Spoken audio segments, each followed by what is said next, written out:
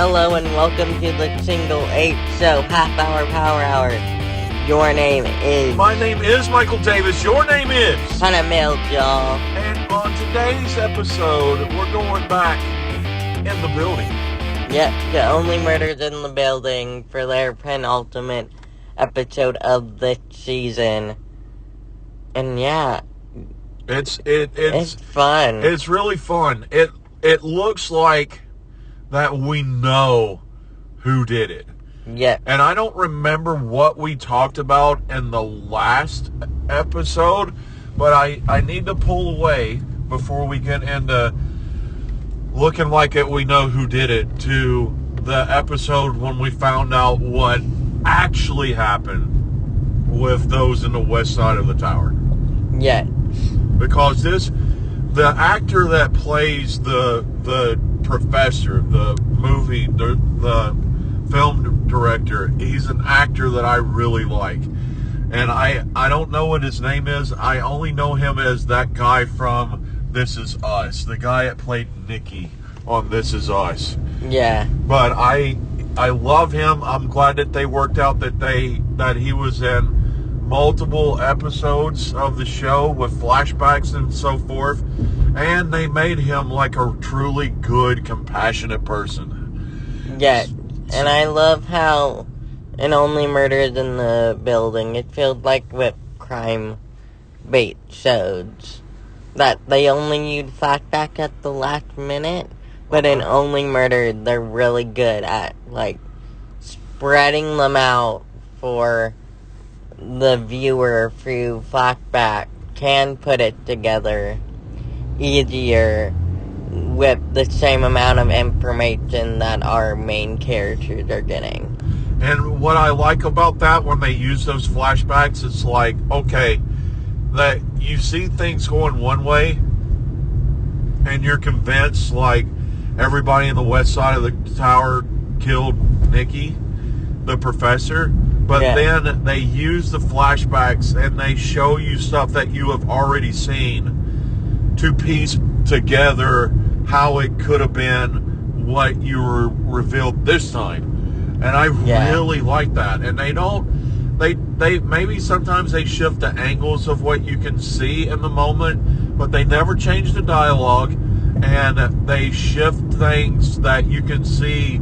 Even that path of dialogue still led up to what you now think is the thing. I really love this show.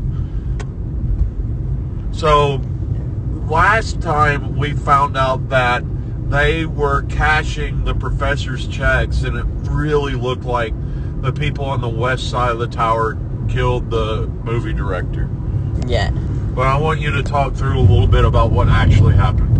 And we learn in the episode directly after we learn that he told them through letters and notes to tell them, like, hey, I'm already on my way out, I have cancer, but this is the way that I can keep on giving you housing. Yeah. So this is how we're going to do this. This is all my choice. And the scene is lovely and powerful for that. And how it rides up to it does not hide the power behind it. Uh-huh. It shows it, and man, that episode was very good with going, here, the Westies are good, now we just need to, that episode helped move the last two episodes of the season forward from now going, okay, we know these answers, now we can focus back on our main murder. Yeah, because this did become like a secondary murder in the conversation, except somehow that Zaz knew what was going on and was trying to piece all of this together too for the crime podcast. to tell the entire story of everything that was going on in the building. And I love how they already set up a why that they would have had this video. And that was, he always said, always be recording. Record everything. Yeah. And was he in love with the lady that moved away to another country, or was he like a father figure to her? Father figure, and he didn't want her to feel like she lost another one. Yeah. He would trying to protect her. And through doing that, he recorded this whole story for her to see, and now she knows, and that whole community is just all back together. Yeah. And I guess they're going to keep it quiet about their check cashing scam, right? Because now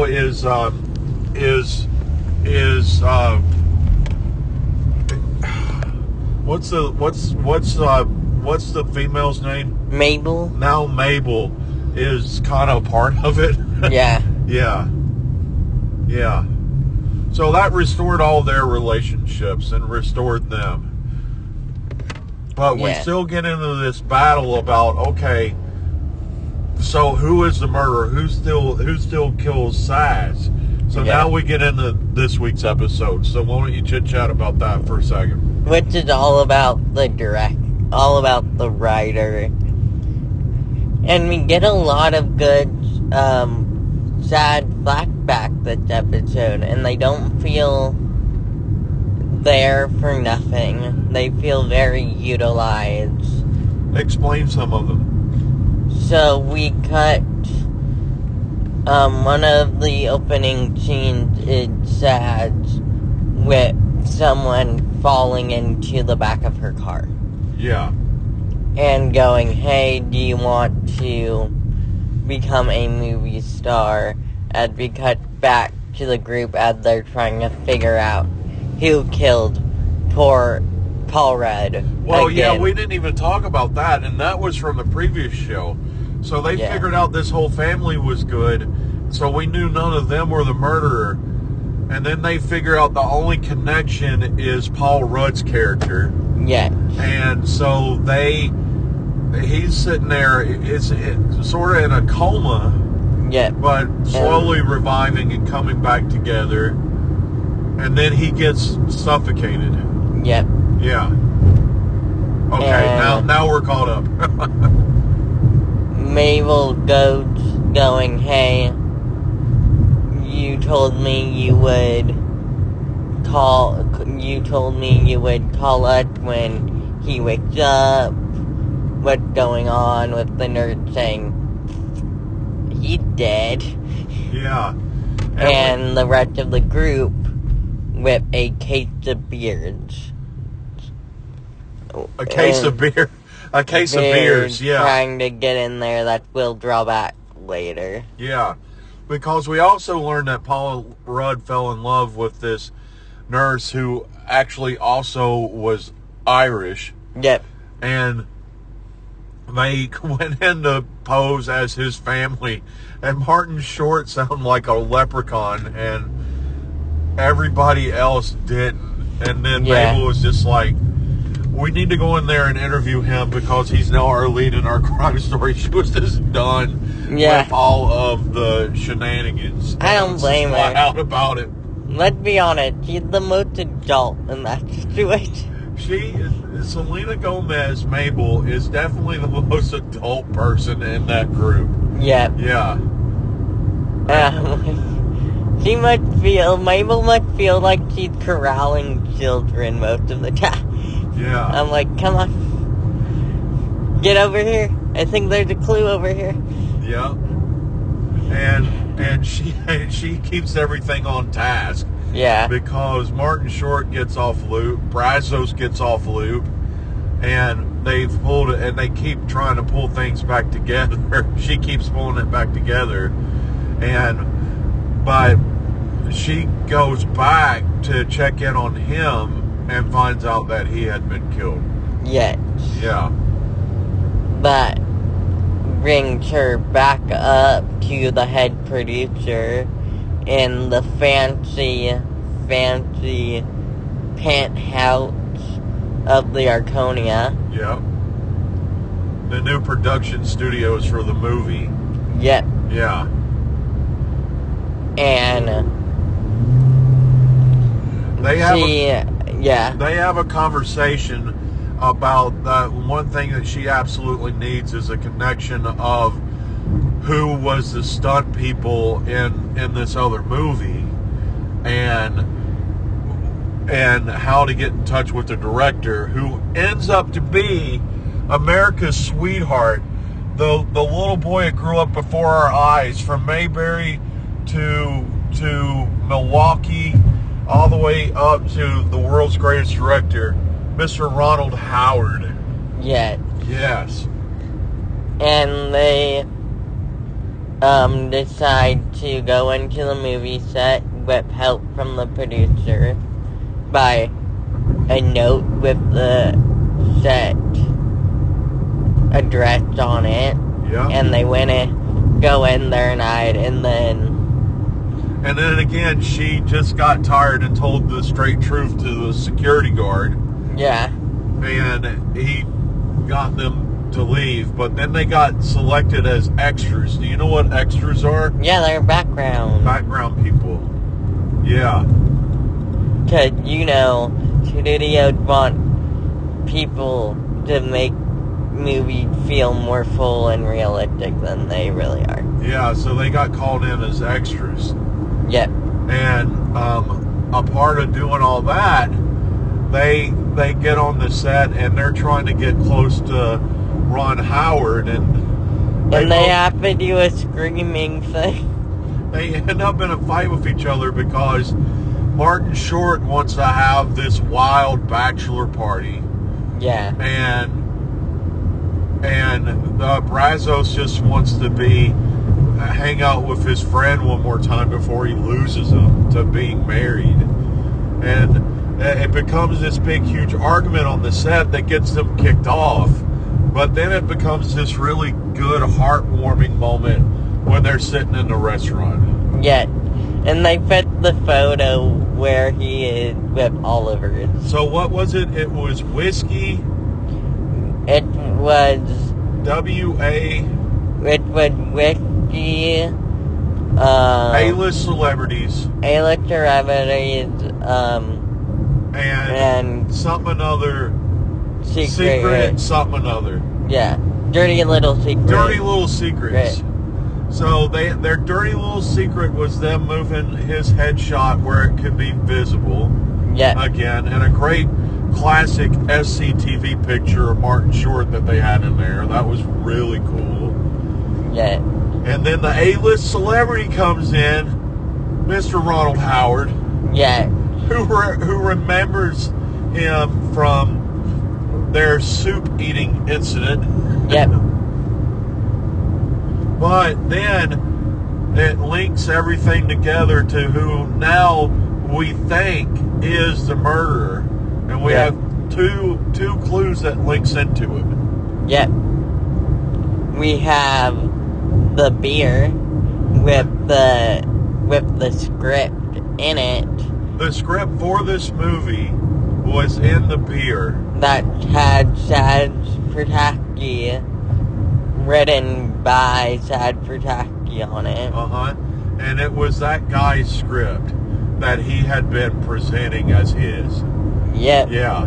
Which is why he could never get a feel for the words or the way everyone was. And so we kind of see that this one guy is a fraud. Yep. And then we get a flashback back to the set, seeing we go through the first couple flashbacks again, with him visible in them. And we see him giving the script to the director. We see him getting caught on fire. Don't just say the director, say America's sweetheart, Mr. Ronald Howard. Ronald Howard, and then we cut back with him with a murderous eye at Mabel. Yeah. So I'm telling you, we see it in that way, but what's going to happen is he, in the beginning of the next episode, he's going to implode and start crying. Yeah. I don't, he's not, I still don't think it's him. Yeah. Yeah. Because we haven't seen him at all. Yeah. I really, wanted to be, one of the, neighbors that we barely see. Yeah. You know? I wanted to be the woman who was in Charlie and the Chocolate Factory on Broadway. Who's that? The neighbor that told them to shut up. Oh, really? And get them out. Yeah, she was Mike TV's mom on Broadway. That's cool. Yeah. They got a lot of theater people in this, too. Yeah, and I'm glad they got a lot of theater people. I think murder shows almost you need theater people to do them. Yeah. Because you have to have the, TV acting, but you also need just enough over the top. You need that intense seriousness that for it to work correctly. That exists in theater. Because people, when you're present with people, you have to be more intense. Yeah. And that kind of, you need those in murder mystery shows more than you need in, superhero shows or action or... No, spy shows, you need those people. Yeah. Spy shows, you need theater kids. I'm sorry, you need it. So, but for the intensity. Yeah. Yeah. So, we end with that moment that Mabel figures it out. Martin Short and Steve Martin figure it out all at the same time. But Mabel is there in the room with that guy. With the script in hand. So I'm telling you right now. He's either very much a fraud or also has an idea he's killing. Yeah. Who did the kill. But I don't think it was him. I guarantee. Yeah. I feel, I'm not going to guarantee because it could be him. But I feel the very next episode with his very intense look that he's having, he breaks out in tears. Yeah. And admits everything. But it's not him. I really think it's the producer of the movie. I really do think it's the producer of the movie. Yeah, she's a little bit too fell over herself. Yeah. And also, did they ever explain why she was in that storage cabin? No. They never... She's been in some key places. Yeah. And they haven't explained that yet. She's one of the two most depicted people. Yeah.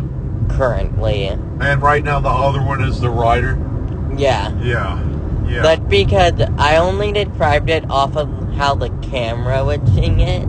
Yeah. Because they did it a certain way that he looked like he death staring the camera. Yeah. So... Yeah, the camera angles and stuff. Only Murdered is really good at that. With using the camera to tell a story. Because most TV shows, sometimes I feel like they're placing it to... There sometimes it feels forced, huh? Yeah. But in Only Murdered, it never feels forced. Well, the change in camera view. Yeah. And I'm going to bring this up next week for Agatha, too. The camera view and the perspectives and everything? Yes. Yeah. They are all... When you know how to use cameras right, they are one of your most powerful tools to tell stories other than your actors. Yeah. Because you show people what you want them to see. Yeah. Yeah. And you can... There's a really good thing that they did on Agatha is blurring the background. Yeah. Or you can have things... With cameras, you can have part of the background blurred.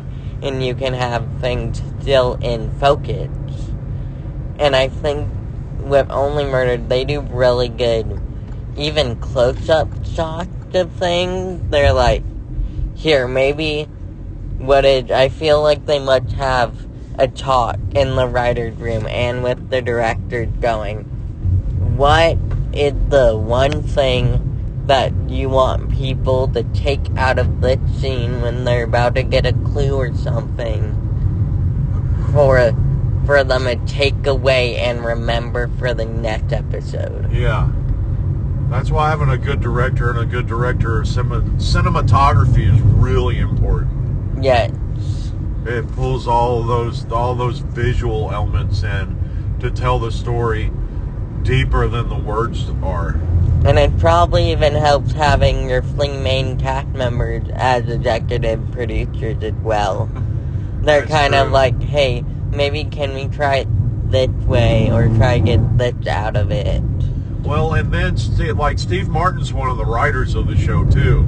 Yeah. So not only are you an executive producer, but also the guy that's writing the story also has input on what he was saying while he was writing the story. Yes. Yeah. And I think that's why Only Murders in the Building is so good, because you have your main cast executive producing at that point. You trust them with their characters so much that they're able to make choices. And they may have been executive producers from the beginning. I'm sure that they had some heavy input from the start. I'm pretty sure. Yeah. Yeah.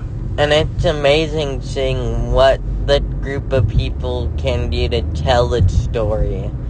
And it never gets boring because of how they're able to use all of the important things that it takes. So. And it doesn't hurt how much of major